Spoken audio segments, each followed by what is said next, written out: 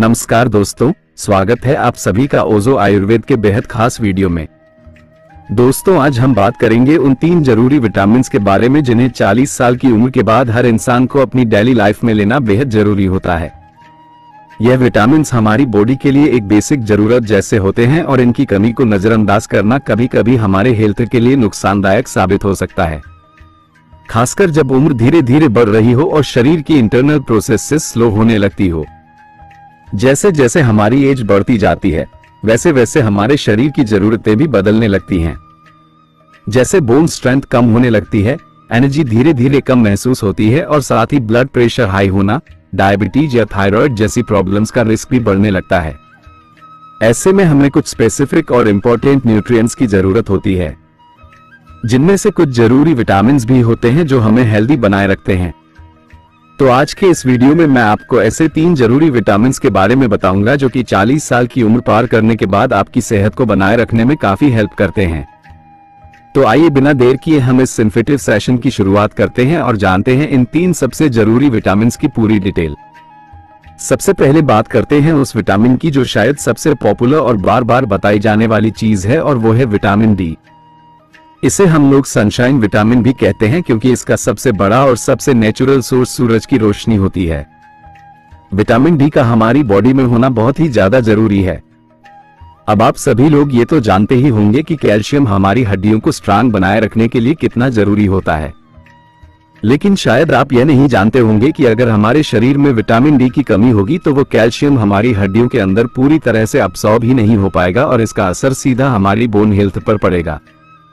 खासतौर पर 40 साल की उम्र के बाद हमारी बॉडी में बोन डेंसिटी यानी हड्डियों की घनता नेचुरली घटने लगती है।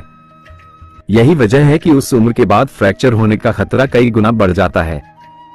आपने खुद भी नोटिस किया होगा कि अगर कोई बुजुर्ग हल्का सा गिर भी जाए तो उनकी हड्डी टूट जाती है या क्रैक हो जाती है।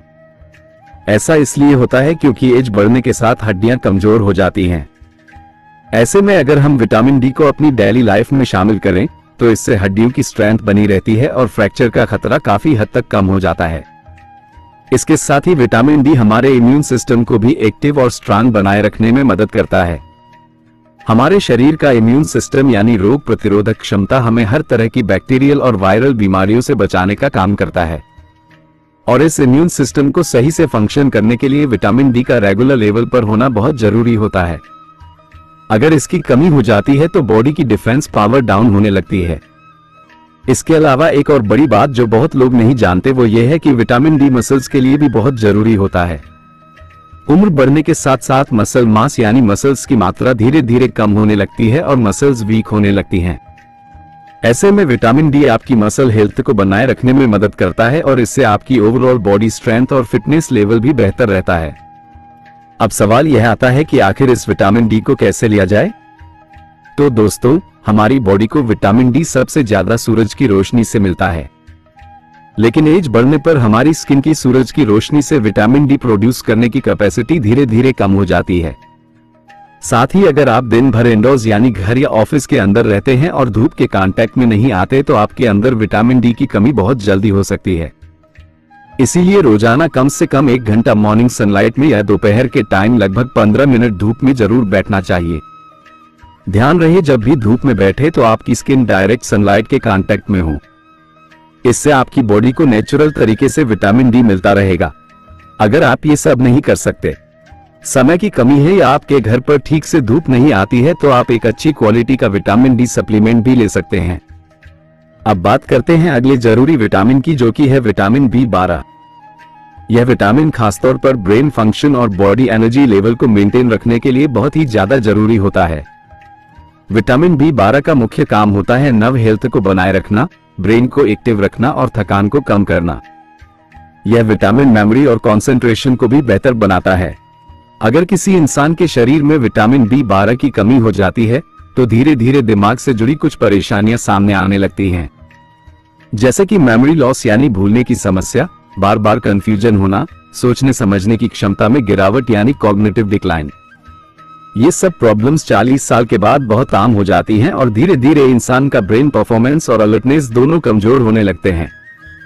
सिर्फ इतना ही नहीं, विटामिन बी12 का काम हमारे शरीर में एनर्जी यानी ताकत पैदा करने में भी होता है।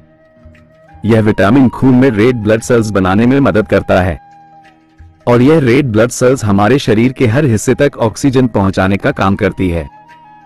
अगर आपको बार बार थकान महसूस होती है, बिना कोई भारी काम किए ही एनर्जी डाउन लगती है, तो समझ लीजिए कि इसका एक कारण विटामिन B12 की कमी भी हो सकती है।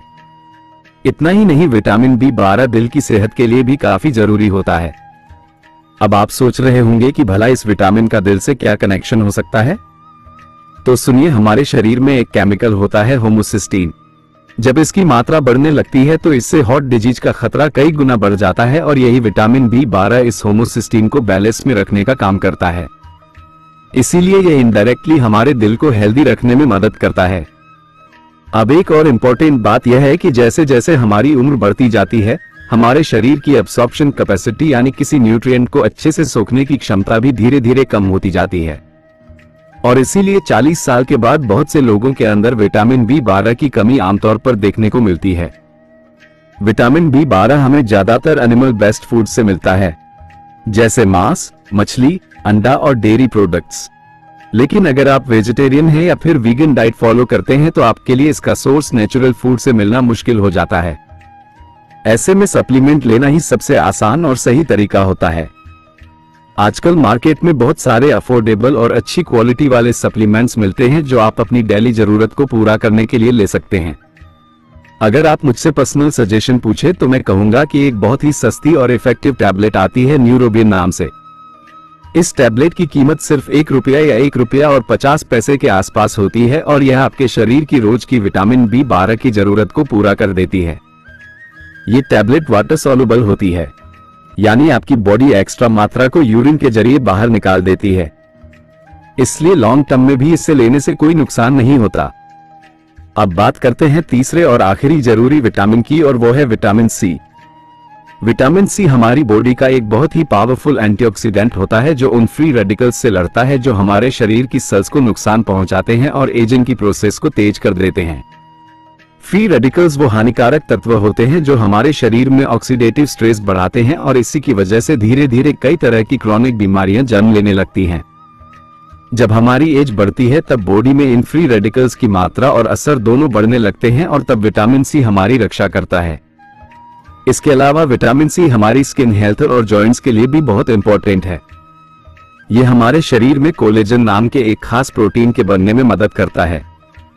कोलेजन हमारी स्किन को टाइट और हेल्दी रखने में, जॉइंट्स को लचीला बनाने में और हड्डियों को मजबूत रखने में काम आता है।